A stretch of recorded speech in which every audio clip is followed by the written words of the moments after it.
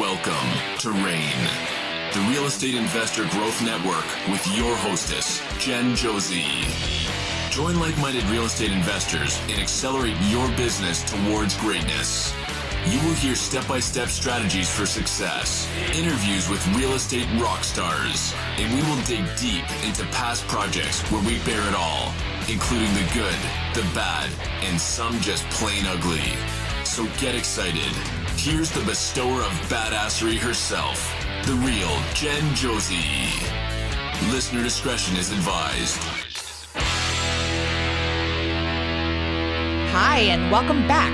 I'm Jen Josie, creator of RAIN, the Real Estate Investor Growth Network. Whoop, whoop. On today's episode, we have a guest that will be sharing their badassery.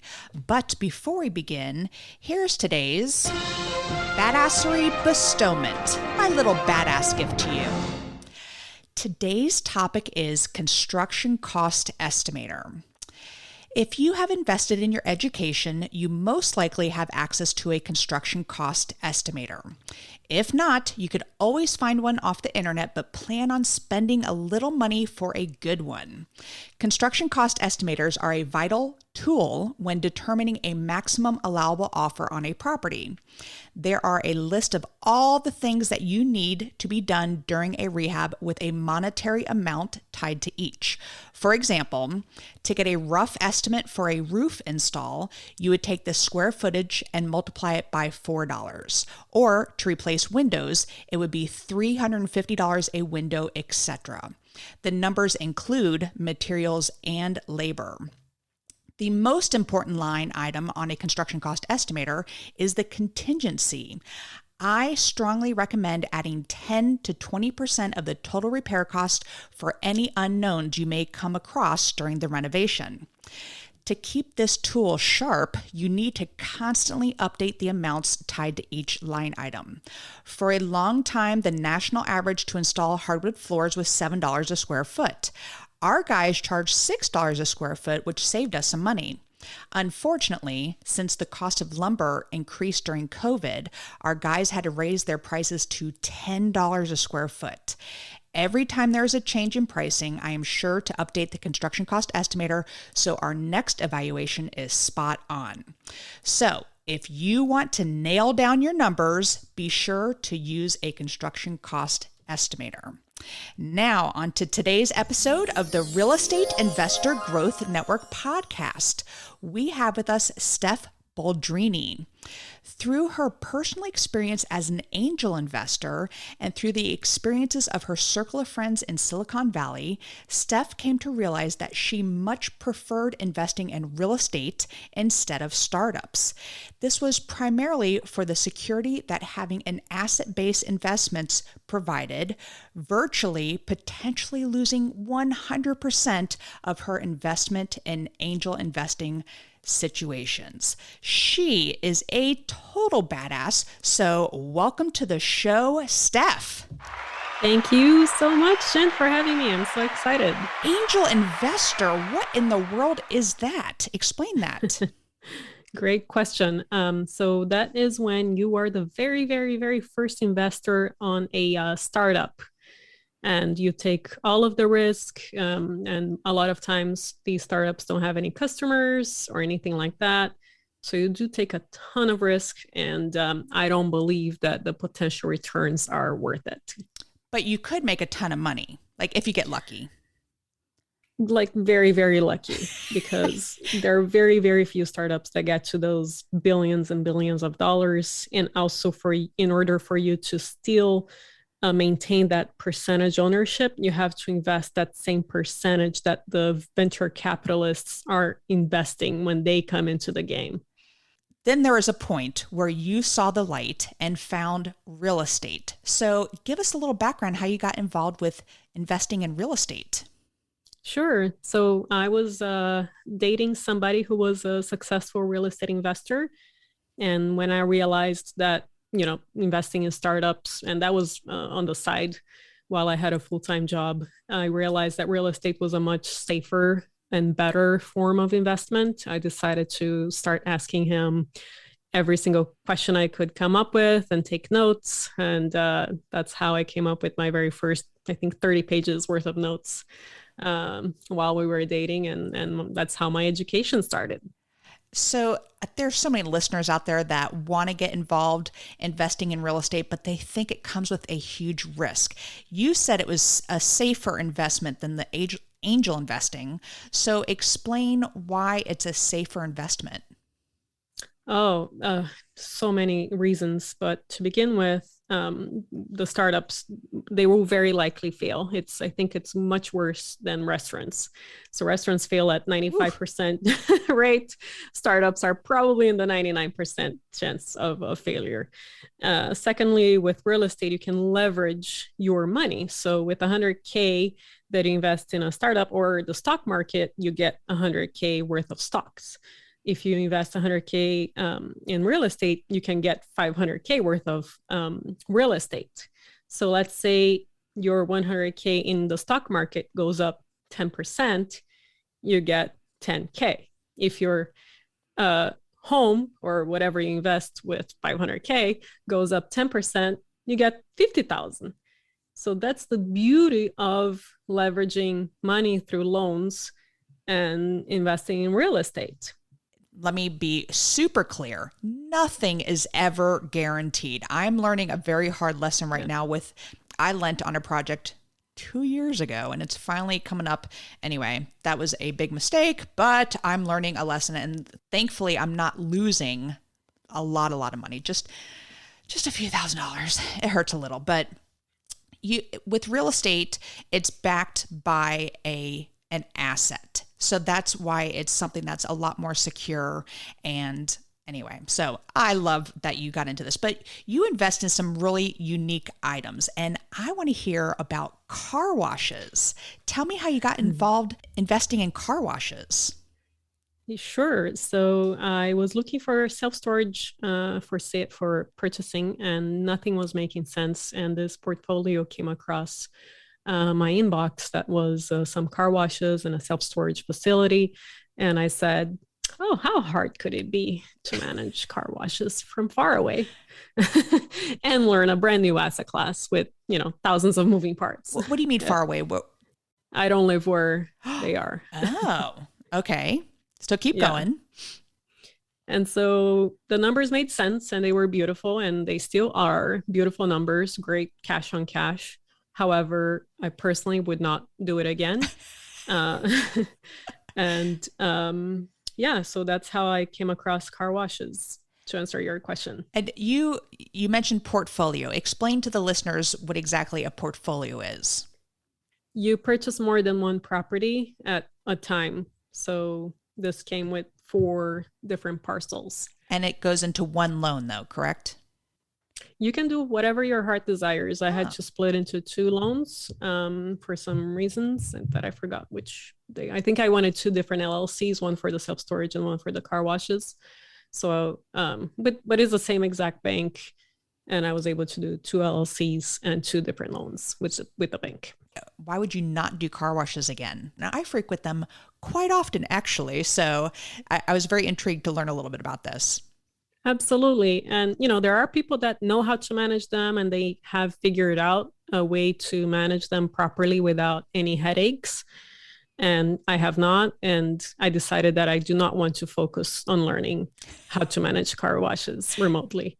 So the reason for that, so first, they are self-serve car washes. So it's a basic type of car wash, not the super fancy one with all the lights and everything else. Gotcha. So you're dealing with people that try to break in and steal coins, because in some cities in the US, a lot of people still don't have credit cards or debit cards. So you still need to accept coins. Something breaks every day, or there's some vandalism on the property. And it's also, for me, difficult to deal with, that kind of employee. I'm not used to dealing with people that really don't necessarily care about their jobs. So that has been another fascinating lesson there. But, at the end of the day, you learn what is important to you. If only cash on cash was important to me, I would definitely just focus on car washes. because there's a ton of opportunity right now. I believe it's a untapped asset class that there are a lot of different ways to add value. But for me, it was an enlightening moment that I decided to try it out. It didn't work, and now we're going to move on. Understandable. And yes, and that's the great thing about real estate is you can pivot at any time. When I first started, I thought I'm going to do these massive renovations just like they do on all the renovation shows. And I'm going to tear everything down to the studs and redo it. And while I was doing my first project, I was doing a lot of promotion on Facebook, and someone sent me a lead on a condo. And I was like, a condo? I don't know. And I was able to flip it like super quick. So I really enjoyed that, being in and out and get some quick cash. So again, right there, I pivoted and we started focusing on condos and townhomes. And something that I have now decided I'm going to put my attention towards is getting commercial multifamily properties. And you talk about getting things virtually and doing you don't even set foot on a property. That scares the shit out of me listening to that. So how do you do that? How do you purchase properties over the phone, over the computer, and never set foot? Yeah, so that has been my journey so far. It's not for everybody. So how I do it for homes, I have a couple of short-term rentals, is I just ask the agent to do a video tour. So we FaceTime and we do the tour. Obviously, you also need to get a reliable and very good agent that is telling you where is a good location and all of that. So you have to ask for referrals there. But with today, with the internet, thank God for the internet, you can find everything online. I just Google for whatever contractor I need, and I start going down the list based on how many stars they have. And I just do 5-star review people as much as possible. And all my backup contacts are also 5-star reviewed contacts. And then when you start working with them, you start to see which one you really like, and that person goes up on your first option list, and you go down from there. So that's how I was able to purchase virtually, never seeing the properties, but and then doing all the inspections with the local inspector and getting the report, sending that to the lawyer. The local lawyer tells me XYZ, and then you take the next step, negotiate, back out, whatever would work. So have there been any issues because you are not there locally that have come up and that would have helped if you were local? Yeah. So I've, on the car washes, of course, I've had the employee quit without giving notice, my best employee, and then he came back, and then shortly after he went to jail without notice. Without notice. Without notice. I did not know anything was happening behind the scenes there. So it would have helped if I was there to interview people face to face. But I was able to go through a couple of different employees and figure out which one was the best. Again, asking for referrals from local people, or right away get into those contracting, these people that provide temporary workers. Right away, contact them, get a temporary worker there at the facility, and take it from there. But I really had to because a car wash cannot go unclean for a day. It becomes a disaster. So, wow. Yeah. So you talk about having a network of people. What is a great way to build a strong network? Yeah, really great question. So when my boyfriend and I broke up, I was, okay, who is going to be my mentor now? So I had to right away go to the real estate guys. I signed up for the Real Estate Guys Summit at Sea, which, it's a bit on the expensive side, but you only get super incredible investors and operators. And so right away within that week there, I met about 200 people, and I put all of them on my spreadsheet and tagged them by where they live, what do they do, what do they focus on, and started building my relationships that way. And then you also have to still keep in contact with these people. So you start actually building a relationship with them. So you have to follow up, check in on them, see how you can help, etc. So I definitely recommend going to conferences face to face, meet people, especially if you're learning about a brand new asset class. You should 100% first go to that industry specific conference. So you get to meet people that can help you later if you come across an issue, or you can meet all kinds of vendors and figure out which one is the best for whatever you need and start building a relationship. So face to face, anything.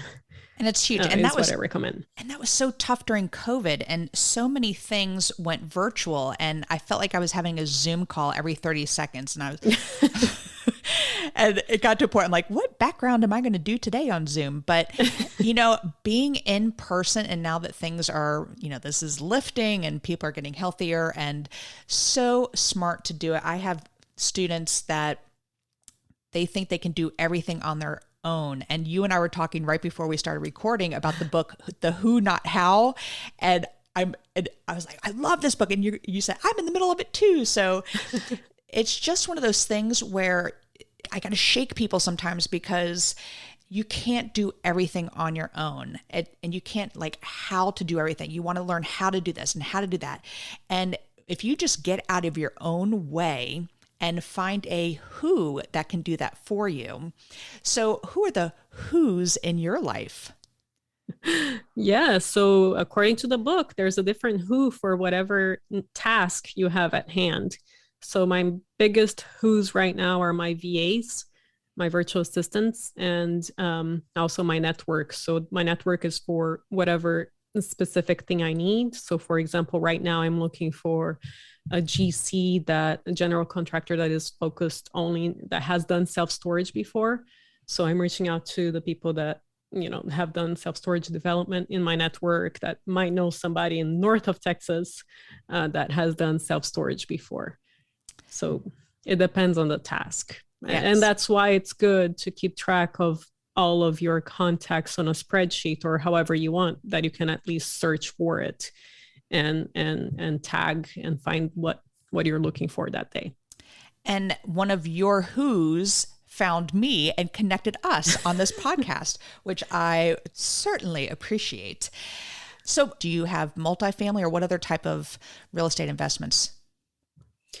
Just short-term rental. And this year I decided that I'll only focus on self-storage moving forward. Okay, so you just said one of my favorite things on this planet, which is short-term rentals. So how do you find your short-term rentals, and how are they working for you? Do you have any tips for the listeners on the best way to find short-term rentals?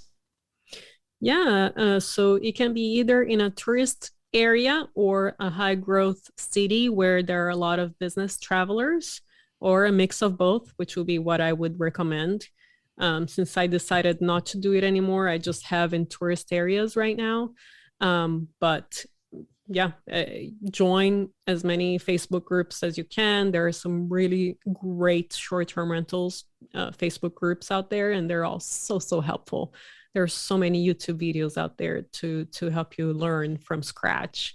And, just like anything else, you have to be a professional on what you do. Take professional pictures, take your job seriously, learn the asset class, and grow from there.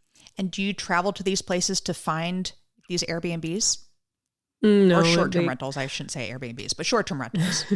No, they were all done virtually with my agent. So you have someone just out there finding you properties. This was, again, it's not too many. So I just found a good agent there, and she called me to do the FaceTime tours, and we said yes or no. And how do you set it up? How do you buy all the furniture? How do you do all that? Or do you have someone that does that for you? Oh, easy. I asked my real estate agent, who is a great interior designer? Who? There you go. Not how. Who? And then they buy everything and set up everything. Well, this has been so awesome, because I'm still trying to get away from the how do I do this? And you have inspired me by really realizing you can do this this whole thing virtually. And I love that you do that. You had a mentor in the beginning. And then when you guys broke up, I'm sorry you guys broke up, but you invested in yourself. And that's so huge for the listeners as well. It is, do you think you got your money back from investing in yourself and attending these seminars and workshops and stuff? Absolutely. I think any conference, the conferences that I've gone to, the way I think is, have I learned something that will return me the amount of money that I've spent? And absolutely many times over, each conference does return your money on your investment. And do people go by themselves to these events? Some people do. Some people don't. They go as couples or with their partners. And the reason why I ask is because I have a couple students that are serial entrepreneurs, but they are just by themselves.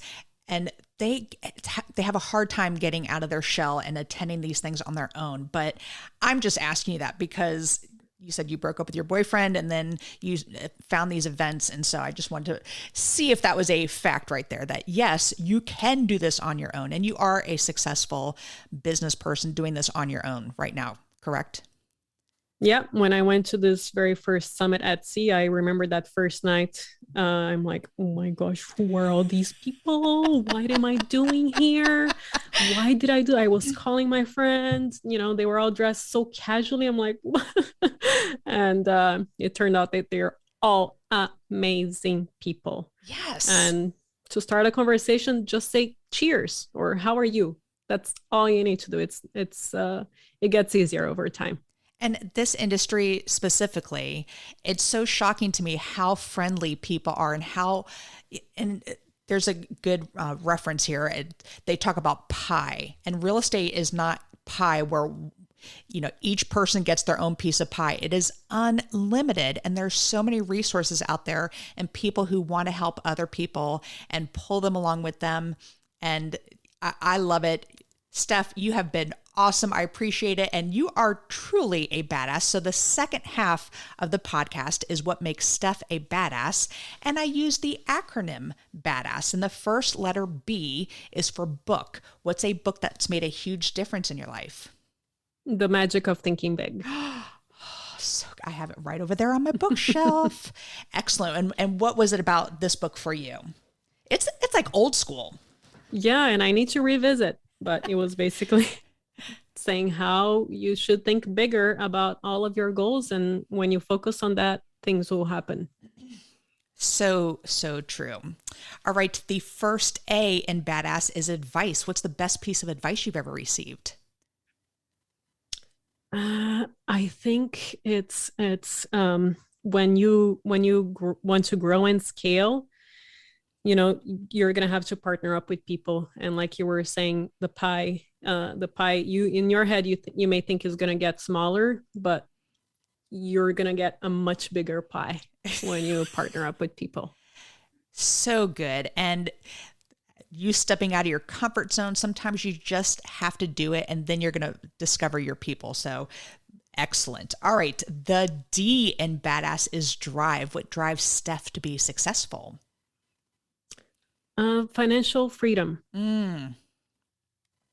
Yes. Do you still have a W-2? No. So I went all in. Real estate is bringing it in. And are you enjoying financial freedom?